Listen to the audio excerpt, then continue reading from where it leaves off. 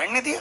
अब दौड़ कर गया और नारायण के चरणों को पकड़कर कहा, नाथ आप क्यों आए हो ये बताओ। भगवान ने कहा, आपको मालूम नहीं, मैं लक्ष्मी को लेने आया हूं, पर लक्ष्मी को तो मैं अपने यहां रखना चाहता हूं नाथ, मैं इसको छोड़ नहीं सकता।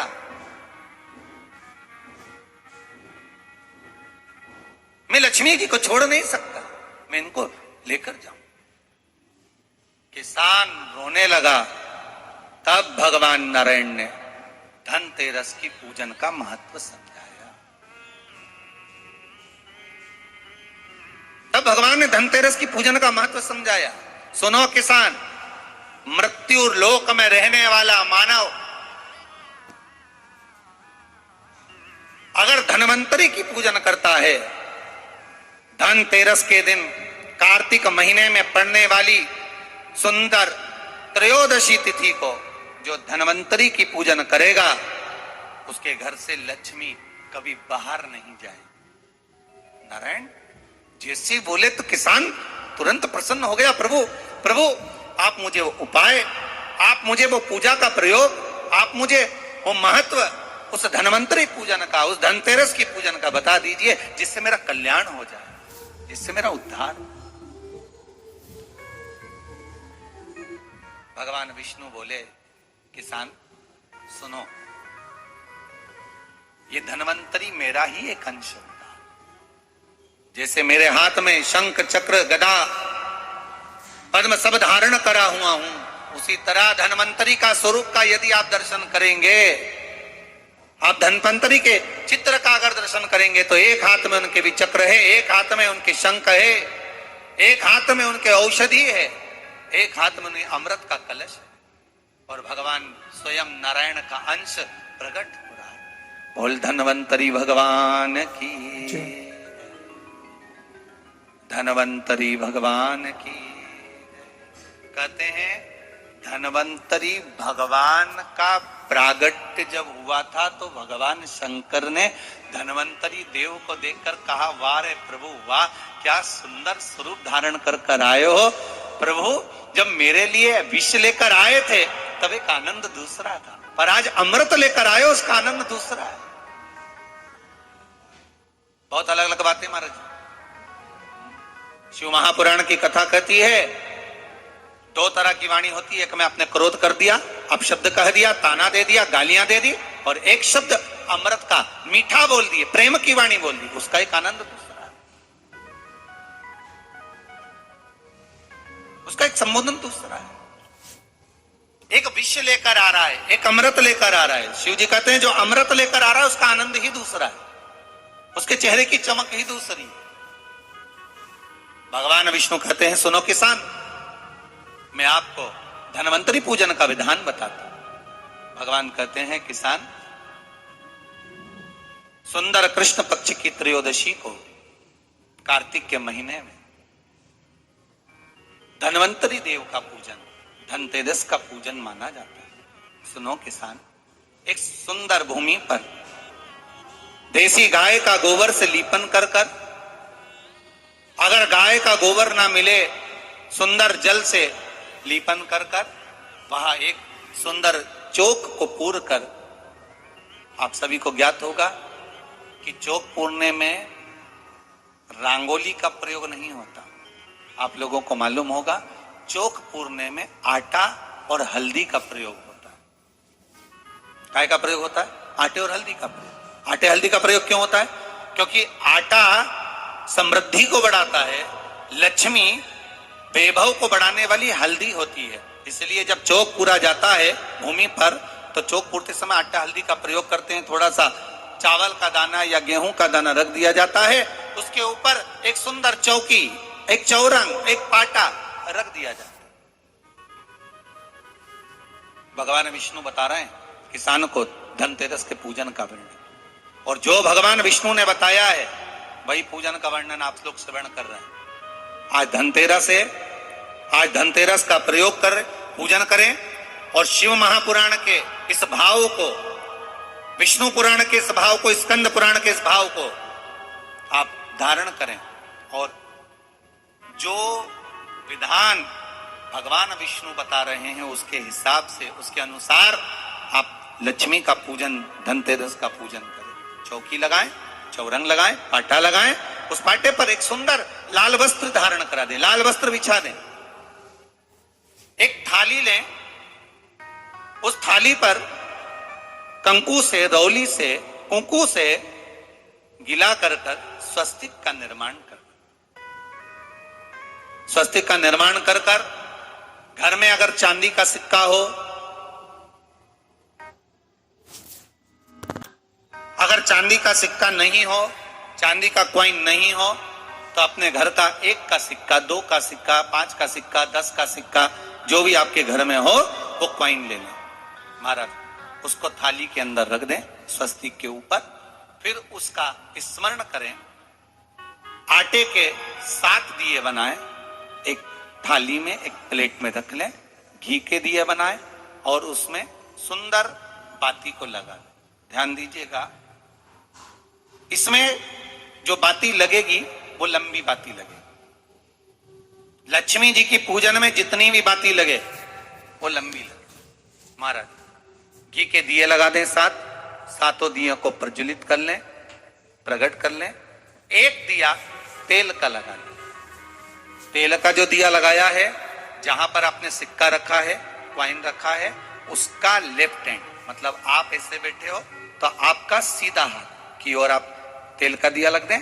और जो 7 दिए आपने लगाए हैं वो लक्ष्मी जी के राइट हैंड, मतलब आपका लेफ्ट हैंड हो गया, लक्ष्मी जी का राइट हैंड, आपका लेफ्ट हैंड हो गया, आपका उल्टा। वहां पर 7 दिए जो आपने प्रज्वलित करे हैं वो प्लेट में रख।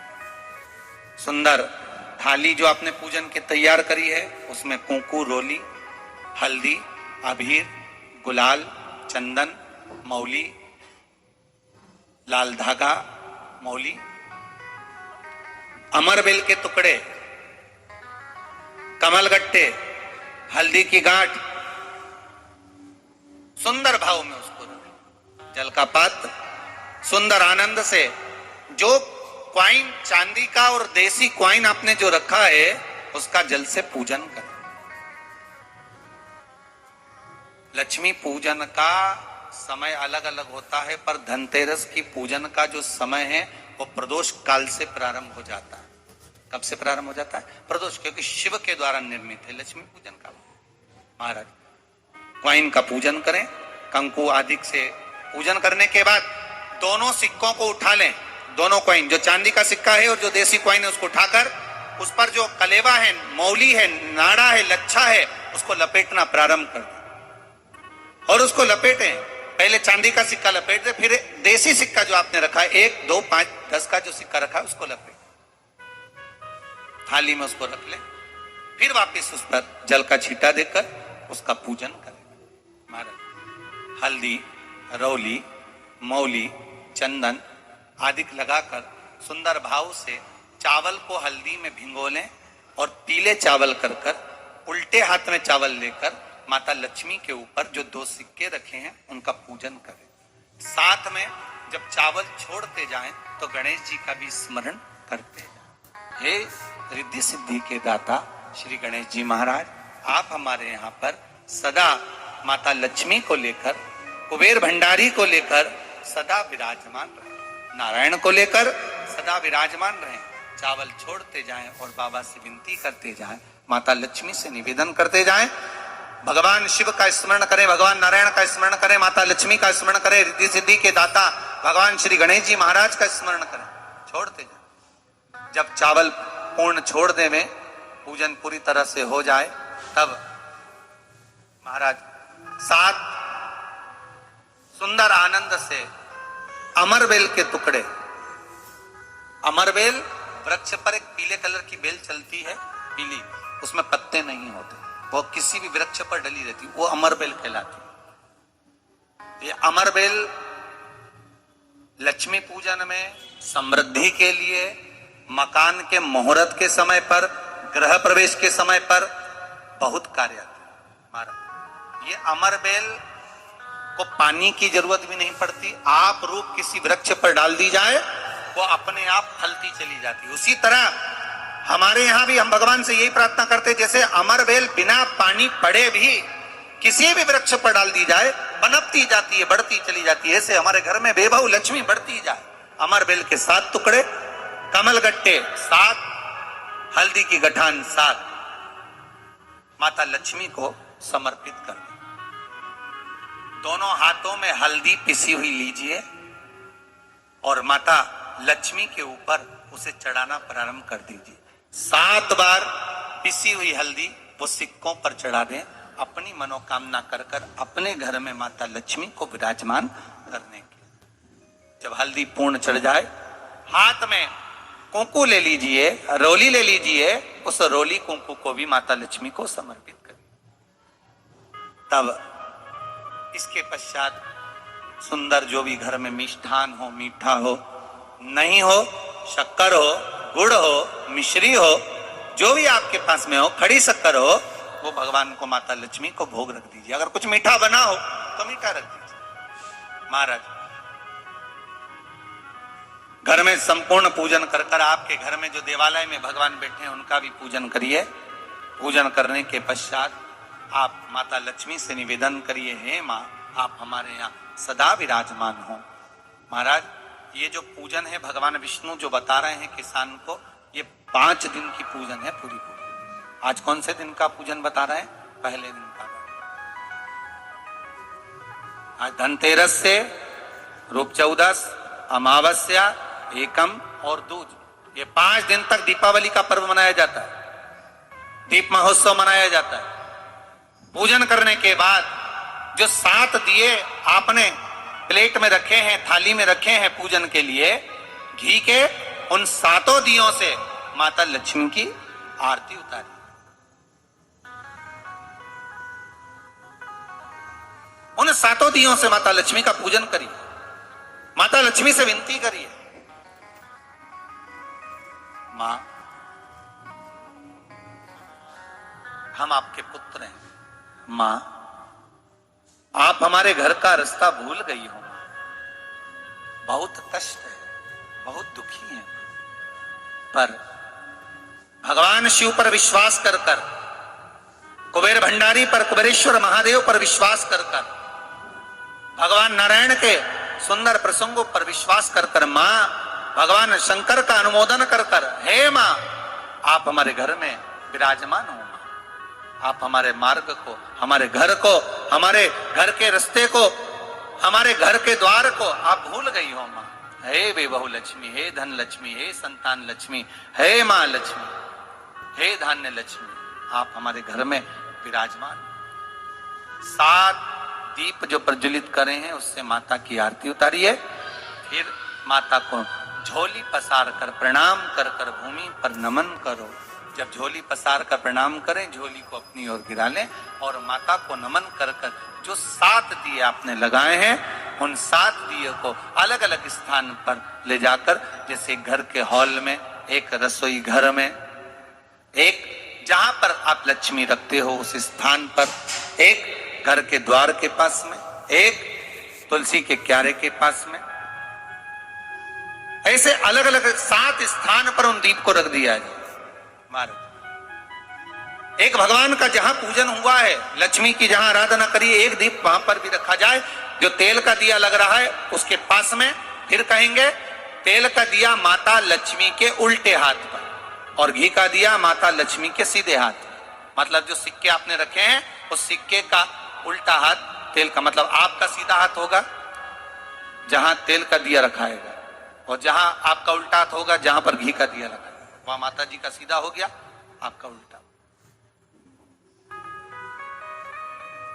माता का स्मरण, माता लक्ष्मी से निवेदन करिए, हे मां, कृपा सागर, करुणा सागर मां, आप भगवान विष्णु के साथ विराजमान हो, आप भगवान नारायण के साथ में हमारे यहां सदा विराजमान हो। मां, ऐसी कृपा कर दी। महाराज, मां से विनती कर कर बड़ा उत्साह, बड़ा उमंग, बड़ा आनंद रखना, ये भाव रखना घर में।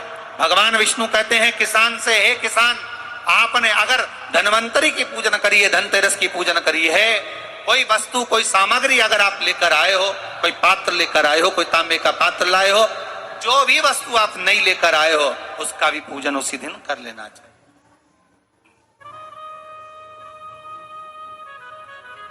उसका भी पूजन, बड़ा भाव रखकर भगवान विष्णु ने किसान को बताया।